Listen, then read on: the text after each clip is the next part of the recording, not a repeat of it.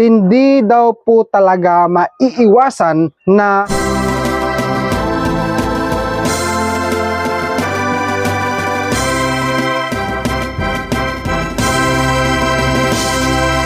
nag-isip ako, ano kaya ang gagawin ko dito na mapakinabangan ko pa rin? Ayun. Ayun. Ayun guys. Ayun na. Magsi 6 months na po sila guys, this coming. Ang topic natin ngayon guys sa video na ito ay nais ko lang pong i-share sa inyo ang update po sa aking mga baboy. And then aside from update na yan guys, ay akin din pong i-share sa inyo ang update sa akin pong mga tilapia. Kabayang Just Time Official. Sabi niya, Kuya Dodong, kumusta naman ang tilapia farming mo? Paki-vlog naman. Kuya Dodong, ang sarap mo mag-vlog kahit hindi party sa baboy, manonood kami talaga. Maraming salamat po kabayang Just Time Official at sa inyong lahat viewers sa pagpanood nyo at sa inyong suporta and short sa aking YouTube channel maging sa akin pong Facebook page. Ayan guys, so bago tayo mag-proceed sa akin tilapiahan mamaya guys, akin munang pakainin ang aking mga baboy, no? Ayan sila guys, oh. Yung mga biik guys ay starter stage na po tayo ngayon. Okay? So, ito guys, mag-proceed sa ating feeding sa mga baboy ko dahil kailangan ko na silang pakainin ngayon bago po ako pakain sa aking mga tilapia doon sa aking fish pond, no? Backyard fish pond. Okay? Yan. Direct na guys ako nagbigay ng feed sa aking dumalagang baboy, no? Kasi po ang kanila pong kainan ay akin naman pong nalinis yan, no?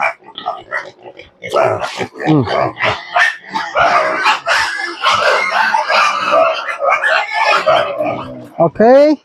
Kain lang mga baboy, dumalagang baboy ni Dodong. Ayan. Humahaba na guys ng katawan, no? Okay. Mahigit 5 months na po sila guys. Itong aking dalawang gelt na merong red air tag at yung merong yellow air tag. Ayan. So dahil umiingay na rin po ang aking mga makukulit na mga biik, syempre atin din pong bigyan ng pagkain. So this is starter feeds. Saan na ba yung kabo natin?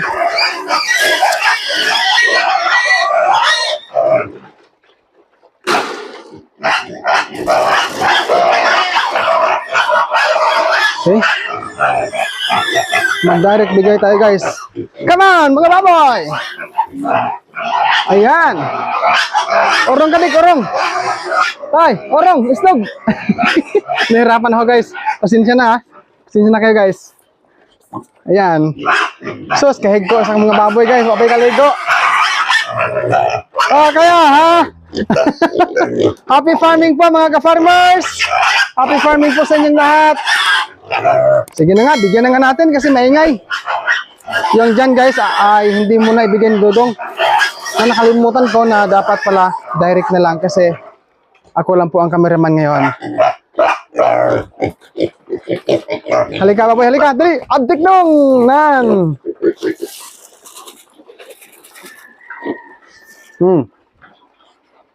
Dagdagan natin guys. Ayan guys, oh. Dry feeds lang ha guys. Si Dodong ngayon sa pre-starter. Dry feeds feeding. May drinker naman eh. Yan na. Dumadami na yung feeds. O kayo dito, kumusta kayo? Ayan. Actually guys, 30 minutes bago mag alas 12 ng kanilang oras sa lunchtime. Ngunit advance na po akong nagpakain sa kanila, no? Ayan guys, oh. Advance lang dahil mag-proceed tayo sa akin pong backyard tilapia. Ayan. So hindi na po pala muna ako naglagay ng guys, King's Beta Plus Animal Feed Supplement dahil nahaluan ko na po ito. Ang feeds na ito, no? Lahat ng feeds dito ay meron na pong King's Beta Plus Animal Feed Supplement. Okay. So tara guys, puntahan natin. Dito tayo sa akin pong backyard tilapiahan. Dito kasi guys, akin pong i-share sa inyo ang history. Yung mga yung mga old days ni Dodong. Ayan guys, oh, nakalbo na guys, wala nang atop, oh, wala nang bubong. Yan oh. I mean, yung kalahati, wala nang bubong. Tinanggal ko na. So, direct to the point tayo sa aking pong update sa backyard tilapiahan. Okay? So, dito guys, ayan, atin po makikita na green or color green ang tubig. Okay? Tapos, dito pala may manok, no? Ayan, nag-alaga din po ako ng mungaan kung kung sa Bisaya pa guys, mungaan. Okay? 'Yon sa labas akin din 'yung guys, no? Native native chicken. Itong isa akin din 'yan, no? Bahin ko na guys, no? Yang isang maliit na manok na 'yan, party ko 'yan sa isa pong inahin na manok doon po sa aking kaibigan kasi nagpaalaga po ako ng manok, no? Yun po isa sa mga asset ni Dodong guys, yung isang inahin na manok. Tapos ito guys, asset din to eh, you know? Okay? So hindi po muna ako guys nagpundar ng mga maliliit na mga liabilities kasi hindi naman kailangan talaga.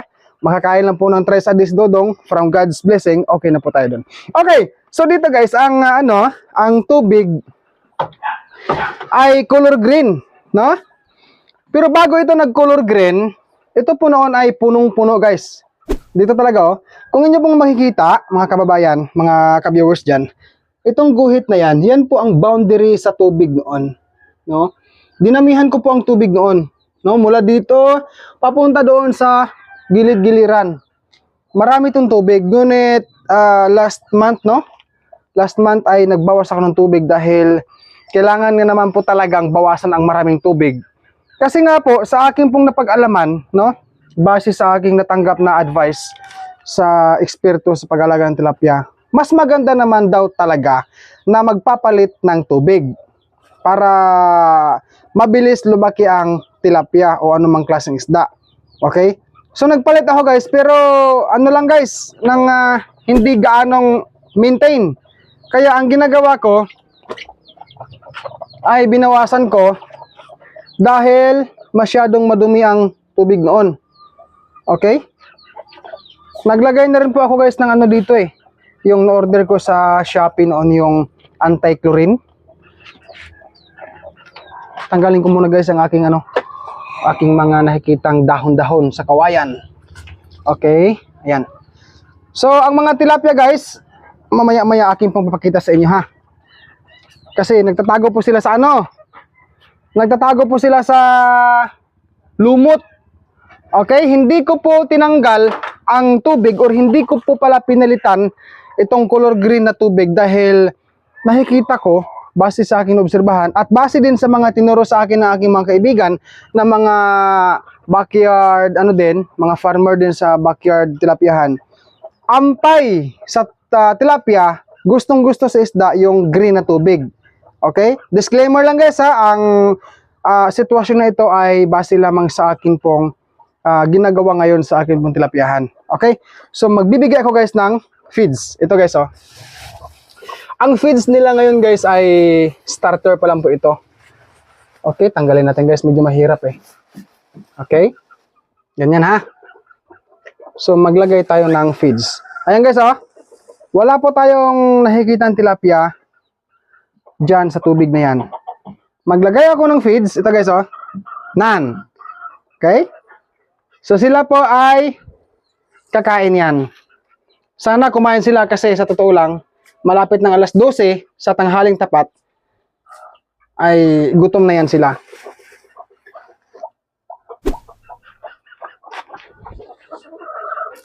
Bigyan natin guys ha, ng feeds. Okay? So hindi ko masyadong dadamihan dahil marami na yan eh. Okay. Ayan guys, may lumalabas na oh. Yan. Ano bang tawag sa Bisaya? Yung gaano na sila, gapitik-pitik na ba? No? Gatungan na, yung gasonan. Okay, hindi pa naman gaanong malaki guys. Kasi po, hindi ko po masyadong nafokusan itong aking pong mga tilapia. Ito guys, alam kong mas stress to eh. Dahil sa gagawin kong i-show sa inyo ha. May ginawa akong sikpaw guys oh. Pampinubri lang talaga tong buhay-buhay ni Dodong guys eh. Hindi ko po masyadong nafokusan sila sa feeding. Ang dapat kasi, ayan oh, ang tinuro sa akin oh. Ito guys oh, nagka-pintil pin. Alas 8 sa umaga, alas 10 sa umaga, alas 12 sa tanghali, alas 2 sa hapon, at alas 4 sa hapon. Ibig sabihin, dapat 5 beses po sa kada araw ang pagkain, no? Kaso nga lang, hindi ko masyado na-focusan dahil sa baboy po ako na-focus. Okay? So, akin guys, i-show sa inyo ha. Meron to eh. Try natin. Wala. Ayan, parang may ano guys, may putik siya. Ayun. Nagtatago sila guys eh. Ayun. Ayun guys. Ayun na, ayun na. Medyo malaki naman guys oh. Yan oh. Nan. Okay? Dati guys, binili ko yan. Ay hala, sorry. Okay, sa mga expert dyan sa pag-alaga ng isda, pasensya na kayo sa akin ha. Okay, sa atin pong ginagawa ngayon kasi ay hindi yan pwede dapat, no? Ngunit akin pong pinakita sa inyo. Oh, Kuya Dudong, ang tilapia pala ay na-stress din. Yes po, mga beginners, na-stress din sila katulad sa baboy, no? Ang ano kasi, ang pagbulabog sa kanila, sa kanilang pagpapahinga ay talagang ma-stressan sila. Then mabilis po mawala ng buhay ang tilapia. Kasi ito po ang history nito talaga sa mga tilapia na ito ay marami po ang quantity na akin pong binili noon na parang kasing liit po guys ng ng kawayan. Sample guys ito. Ito to papresent ko po sa inyo. Yan. Ito guys oh. Itong udlot ba no? Sa Cebuano udlot, talbos ng kawayan. Parang ganito kalaki noon guys ang yung mga tilapia na pagbili ko noon. Kaya matagal silang lumaki. So binili ko December ba yun? December. So today is June, January, February, March, April, May, June. Ano na guys, mag 6 month na po sila. Yung mga tilapia ko guys ay hindi sila gaanong malalaki ngayon. Dahil hindi ko po na-focusan talaga sa feeding sa kanila. Dapat kasi 5 times a day daw ang pagpapakain sa tilapia ko, no? According po sa nagpayo sa akin. Ngunit ang ginagawa ko po ay thrice a day or 3 beses lang po sa isang araw ang akin pong pag-feeding sa kanila dahil sa baboy nga po ako nag-focus. Nabubusog naman sila guys, no? And then, ang pinaka ko dito guys, ang pinaka gusto ko rin pong ibahagi sa inyo. Ito po guys, ang mga hollow block na ito, no? Lalabas ako para makita po natin ha. Okay? Ayan. So ito po ang itsura niya. So sa mga nagkakaalam dyan, sa mga organic viewers ko ever since na nagsimula ako sa pagbablog po sa aking backyard piggery, ang pinaka-history nito ay this was my babuyan talaga. Dito po ang pinakaunang babuyan po na aking ginawan, no? Ginawan sa kakaroon ng backyard piggery, no? Marami po akong memories dito guys, kaya naisipan ko simula nang nagkaroon ako ng bagong piggery doon sa itaas banda, ay nag-isip ako, ano kaya ang gagawin ko dito na mapakinabangan ko pa rin or patuloy pa rin mapakinabangan ko ang hollow block na ito. So nag-isip ako, sabi ko mas maganda siguro na alagaan ko na lang ng isda, no? Hito man, pantat o tilapia, basta meron pa rin pong bumabalik kahit papano, no?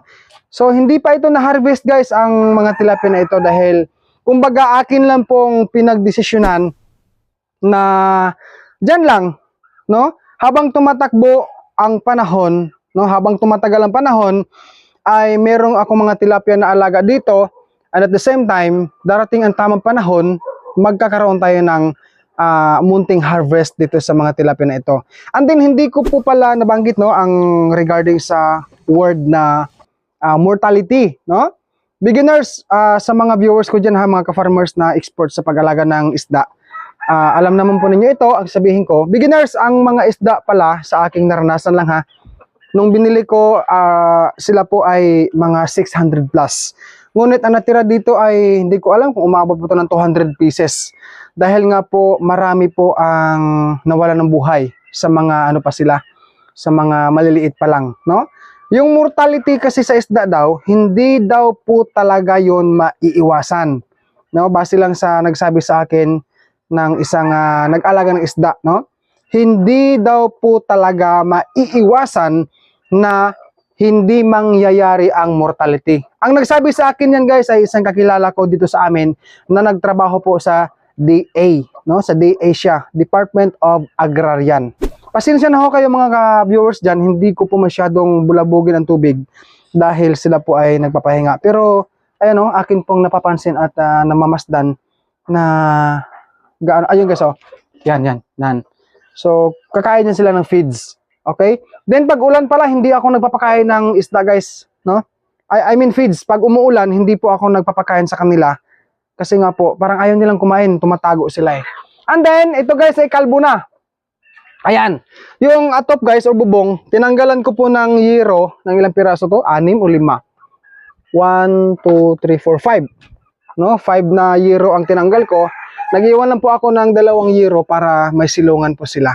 And then, isa po sa mga reason din bakit ko tinanggal ay para direct to them, no? Direct to the water, ang sunlight po. Ayan guys, oh. Yung sunlight ay direct sa kanila. Then, ang aerator kasi guys, ito, bumili ako ng aerator. Gumagana po ito, kaso nga lang sa ngayon ay tinanggalan ko muna ng function ang kanya pong connection na extension wire mula sa boarding house namin doon sa mga borders. Tinanggal ko muna kasi doon nakakunik nga eh. Then tinanggal ko muna kasi ginagamit ko sa babuyan ko. So, clarify ko lang, ang tubig ay kulay green. Hindi ko po papalitan ng tubig yan dahil okay lang naman sila sa kanila guys. Parang kinakain nila yung lumot eh. Sa mga expert dyan sa fish farming, comment na lang po dyan sa comment section below. No? Kasi ang lumot kinakain sa isda eh. A few moments later. Naglagay po pala ako ng basahan dito kasi na-realize ko na mas maganda kung may basahan every now and then na papasok ako sa aking babuyan, no? Mas maganda kasi para masala yung mga dumi-dumi o mga buhangin sa chinilas ko. So before we end this video, shout out po muna tayo kinakabayang Lori Atienza watching from Quezon Province. Shout out po kay Buddy Islao, Beth Milam, Ronel Cambel Candido, Emily Lumibaw, Gemini Vlog, Scarlett Del Rosario, Cathy or Kate Abigail Ibero watching from Patnongon, Antique, kay Krail Ibero watching from Patnongon also Antique, Just Time Officials at sa inyong lahat viewers, shout out po sa inyo. So, yung dumalagang baboy ko guys na 2, sila po ay 5 months na po. Magsi 6 months na po sila guys this coming June 25, 2024. Ang King's Vita Plus Animal Feed Supplement mabibili po sa Agribit stores nationwide. Kung hindi ito available sa inyong lugar, maaari po kayo mag-direct order sa Shopee sa KBM Agribit Lines. Pwede rin sa Facebook page ng King's Vita Plus Animal Feed Supplement. Link nila ay nasa description. O pwede po kayo mag-text o tumawag sa kanilang cellphone number 0917-795-0220. Available po ang COD or cash on delivery. Diki, mga busog na sila guys eh.